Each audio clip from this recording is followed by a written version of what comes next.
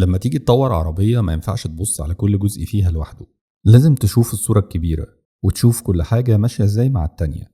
في الحالة دي مثلا في تفاصيل هندسية كتير جدا مش بتبان من أول نظرة، زي مثلا إن محرك ال W16 قصير بالنسبة لحجمه بس عريض جدا. زمان كان الفتيس أو ناقل الحركة قدام الموتور، إنما دلوقتي بقى وراه. زمان كمان كان الفتيس بيوصل العزم للعجل الأمامي والخلفي في نفس الوقت، وكان العمود اللي بيغذي العجل الخلفي معدي جوه جسم الموتور نفسه.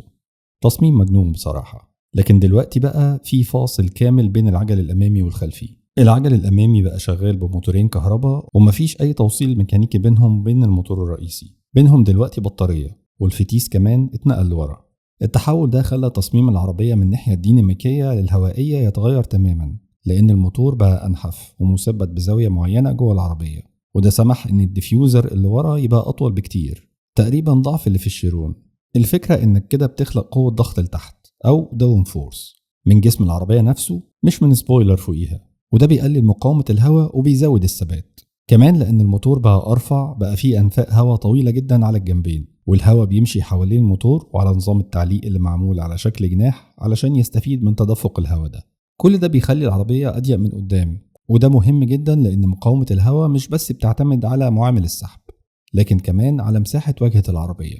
وبما إن الهدف هنا السرعة القصوى، فالتوربيلون أسرع من الشيرون فعلا. تصميم ضيق، الركاب قريبين من بعض، والفتيس وراه، كله شغال كمنظومة واحدة متكاملة، وده حتى من غير الشكل الخارجي. المهندسين حبوا يحتفظوا بهوية بوجاتي الشهيرة، فعاملين الهيكل على شكل حدوة حصان اللي بتميزهم. الأجزاء الأمامية فيها نظام تبريد للبطاريات والموتورات والفرامل، والهواء بعد ما يعدي بيخرج من الكبوت بدل ما ينزل تحت العربية، وده بيزود الثبات بدل ما يسبب مقاومة. كمان الموتورات الأمامية متثبتة قدام المحور، لأن رجول السواق والركاب بتوصل لحد هنا تقريبا، فكان لازم يوفروا مساحة. حتى التوجيه معمول في تجويف مخصوص بين الفتيس والإنفرتر. الغريب بقى إن نظام التعليق الخلفي معمول بتقنية الطباعة ثلاثية الأبعاد، وده لأول مرة في عربية بالشكل ده.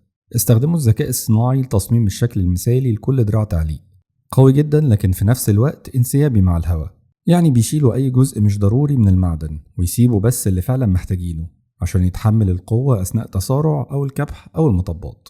وفي الآخر كل التفاصيل دي، من الموتور الضيق والديفيوزر الطويل ونظام التعليق المطبوع وتصميم التبريد، مش مجرد أفكار منفصلة، كلها أجزاء من منظومة واحدة متكاملة، كل تفصيلة فيها بتخدم التانية، والنتيجة عربية أخف، أكتر انسيابية، وأقوى أداء وسرعة. من الآخر طيارة.